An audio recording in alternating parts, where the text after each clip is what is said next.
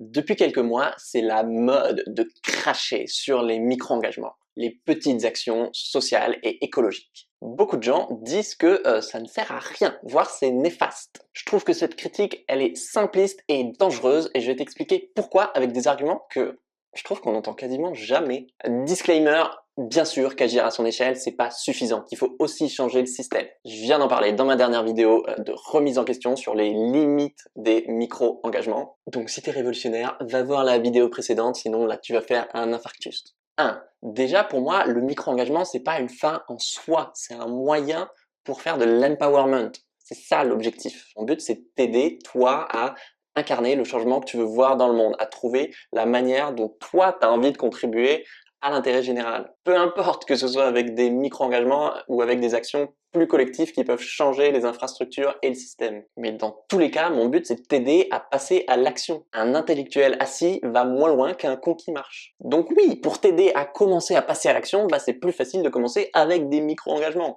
Parce que la marche à franchir, elle est moins haute. À ton avis, il y a plus de gens qui vont passer à l'action si je te dis vas-y, on va tester le minimalisme et donner notre sang, ou si je te dis vas-y, on va bloquer une mine de charbon en Allemagne et s'impliquer en politique. Après, on peut ne pas être d'accord sur le choix de l'objectif, ça je l'entends parfaitement. Mais quand on sait que 3 Français sur 4 ont envie d'agir mais ne le font pas, il y a quand même un gros besoin d'aider les gens au démarrage à passer à l'action. 2. Le deuxième avantage des micro-engagements et du passage à l'action, c'est de te faire vivre une expérience. Moi souvent, ce qui m'intéresse le plus, c'est pas l'impact que ton micro-engagement a sur le monde, c'est l'impact que ton micro-engagement a sur toi. Et ça, on en parle assez peu. C'est comment le fait de faire une maraude où tu distribues des repas à des personnes sans abri, ça va questionner ta relation aux personnes dans la rue et aux inégalités. C'est comment le fait de contribuer à écrire des articles sur Wikipédia, ça t'aide à prendre confiance en toi. Ou comment le fait de faire du tri dans tes vêtements et de le donner à Emmaüs, ça t'interroge sur la surconsommation et pourquoi t'achètes autant de choses dont t'as pas besoin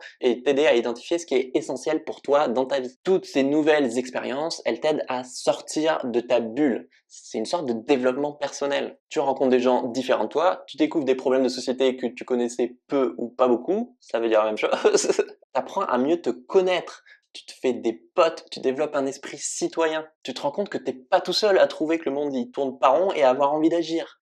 Tu te rends compte que t'as le pouvoir d'aider les autres, d'agir pour la planète. Alors ça, c'est un truc de dingue. C'est ces micro-engagements, ces expériences qui permettent de te connecter à une armada d'ONG, de citoyens, de mouvements qui eux aussi veulent construire un monde plus juste et plus durable. Ça peut même t'aider à trouver ta voie professionnelle. Donc, on peut pas seulement regarder un micro-engagement à l'instant T et dire ok, ouais, tu as ramassé 3 déchets dans la rue, l'impact c'est peanuts. Non, faut aussi prendre en compte que chaque micro-engagement, il te transforme toi, il t'aide à grandir. Et donc ça peut avoir un impact sur toutes les autres actions que tu vas mener dans ta vie. D'ailleurs, je trouve ça naïf de croire qu'on peut changer le système sans se changer nous-mêmes. On parle comme si on était dissociés de la société. Mais c'est faux. Enfin, la société, c'est la somme de nous tous. On baigne dedans, on en fait partie. Alors, une toute petite partie, certes, mais c'est comme ton petit doigt, il fait partie de toi. Donc si tu changes, oui, la société change. Certes, un tout petit peu, mais elle change. Et clairement, les États et les entreprises ont une grande responsabilité dans les problèmes sociaux et écologiques.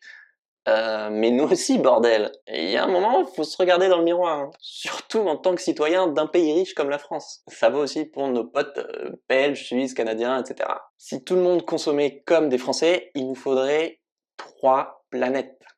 Donc il y a quand même un petit souci mathématique par rapport aux ressources disponibles, tu vois. Et moi le premier, je suis loin d'être parfait. C'est pas du tout une question de culpabiliser les gens, mais il faut aussi voir les choses en face, quoi. Qu'on achète énormément de choses dont on n'a pas besoin, et qu'on est complice d'inégalités sociales ou du réchauffement climatique sur plein d'aspects, par notre consommation, par les entreprises pour lesquelles on travaille, etc. C'est juste des faits, et on peut pas résoudre des problèmes de société comme des adultes si, de base, on n'est même pas capable de reconnaître qu'on fait partie du problème et qu'on en est en partie responsable. Notre mode de vie, il est au cœur des inégalités sociales et du réchauffement climatique. Donc bien sûr que c'est indispensable de changer notre alimentation, nos travaux, nos jobs, notre logement, etc. si on veut construire un monde meilleur. Donc dénigrer les micro-engagements, je trouve ça vachement dangereux en fait, parce que ça nous déresponsabilise en disant non, mais c'est uniquement la faute des États et des entreprises.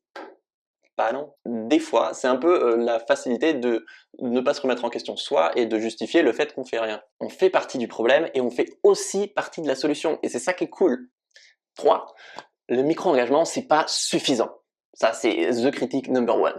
va dire ça aux millions de bénéficiaires des bénévoles et du travail des associations, par exemple. Donc non, désolé, il n'y a pas de seuil à partir duquel ça vaut le coup d'agir ou pas. Ou alors ce seuil, il est personnel, et dans ce cas, t'as pas à l'imposer aux autres. Pour moi, oui, sauver la vie d'une personne en donnant son sang en 45 minutes, ça change le monde.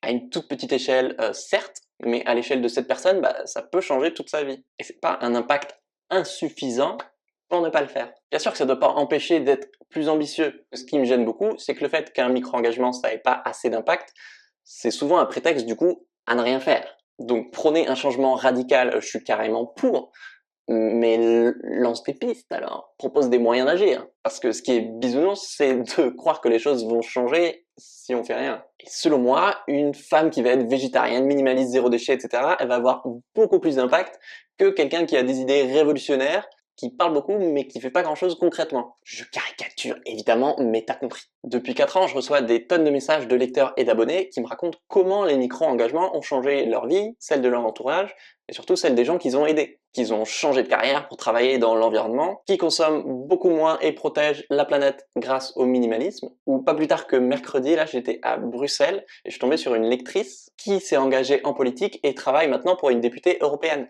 Parenthèse, oui, bien sûr que j'ai un titre provocateur quand le nom de ma chaîne s'appelle Changer le monde en 2 heures, je cherche un peu la merde. Mais il y a énormément de gens à qui ça parle justement parce qu'ils se sentent souvent incapables d'agir à leur échelle et que mon but c'est justement de les aider à commencer à passer à l'action. Donc les micro-engagements, évidemment que ça suffit pas, mais ils sont indispensables et super utiles, et surtout, en fait, ça peut être un tremplin vers des actions plus collectives qui changent le système. Perso, j'aurais jamais commencé à m'impliquer dans des actions de plus grandes envergures si j'avais pas commencé par des petites choses. Et à aucun moment je me suis dit ah bah ça y est, il y a plus rien à faire. Enfin, ça suffit largement ce que je fais, il n'y a pas besoin d'aller plus loin. Parce que l'action collective, c'est pas pour tout le monde, surtout au début. Ça peut faire peur, c'est plus militant, c'est plus politisé, ça demande d'être mieux informé, c'est des sujets forcément plus complexes parce que macro, et c'est aussi, ça demande plus de courage, faut le dire, ça demande plus de prise de risque. Donc évidemment qu'il y a plein de gens qui se disent c'est pas pour moi, et il y a aussi beaucoup moins d'opportunités d'agir pour les gens. Forcément, on a moins de leviers pour agir sur le gouvernement et sur Total que pour modifier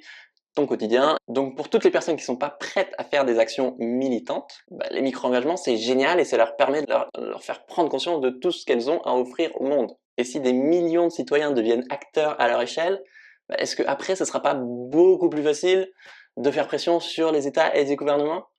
Bah si. Alors oui, je sais qu'on n'a pas beaucoup de temps, mais quand même. 5, il y a une question qu'on oublie beaucoup, je trouve. C'est pas juste quel moyen d'agir a le plus d'impact en théorie, en général. C'est aussi où est-ce que moi j'ai le plus d'impact. Et c'est vachement différent. Qu'est-ce qui moi m'inspire? Où est-ce que moi j'ai des talents qui peuvent servir les autres et la planète? Par exemple, le minimalisme, ça m'inspire de ouf. Et vous aussi. Et c'est un des points où j'ai peut-être le plus d'impact sur la réduction de la surconsommation. Et pourtant, c'est du pur micro-engagement. Donc il n'y a pas une bonne façon de faire. Faut tester un maximum de choses et surtout voir ce qui résonne avec toi parce que c'est là que tu rayonneras le plus et que tu auras le plus d'impact. Si je peux me permettre de pousser un petit peu plus loin l'exemple sur le minimalisme, quand il y aura plus de pétrole bon marché et dans un scénario d'effondrement de notre société tel qu'on la connaît très probable, certains scientifiques estiment qu'on devra diviser notre mode de vie par 6. Dans ce cas-là, tu te doutes bien que t'es vachement content de t'être mis au minimalisme avant que ça arrive. Donc il y a clairement un enjeu aussi d'accompagner les gens au niveau individuel à vivre toutes les grandes transformations qu'on va vivre dans les années à venir, à les aider à vivre dans ce nouveau monde qui va arriver de gré ou de force. 6. Mépriser les micro-engagements, parfois c'est un peu une réaction d'enfant gâté. Quoi que tu présentes comme moyen d'agir, il y a des gens qui vont dire « Ouais mais c'est peanuts, ça sert à rien ». Mais en fait, tu croyais qu'on allait changer le monde en 2 heures? Et c'est sûr, c'est facile d'avoir le beau rôle sans mouiller la chemise, de dire ah non, ça a pas assez d'impact en fait. Mais à ce moment-là, rien n'est assez. Sur l'affaire du siècle, où on a attaqué l'État en justice pour inaction face au changement climatique, il y a plein de gens qui ont dit non, mais en fait, le vrai problème, c'est la Chine. La France, c'est peanuts dans les émissions de CO2 mondiales. Bah, ok, mais dans ce cas, on fait rien, en fait. Il y a toujours une échelle plus grande. C'est comme si quelqu'un trouvait un remède au cancer du sein, et toi, tu dis, ouais, mais il y a des milliards de personnes qui souffrent d'autres cancers. Là, oui, mais c'est ouf quand même, et faut bien commencer quelque part. Et dénigrer les micro-engagements, je trouve que des fois, ça renvoie le message que On veut tout de suite, sans effort, sans se remettre en question, en claquant des doigts.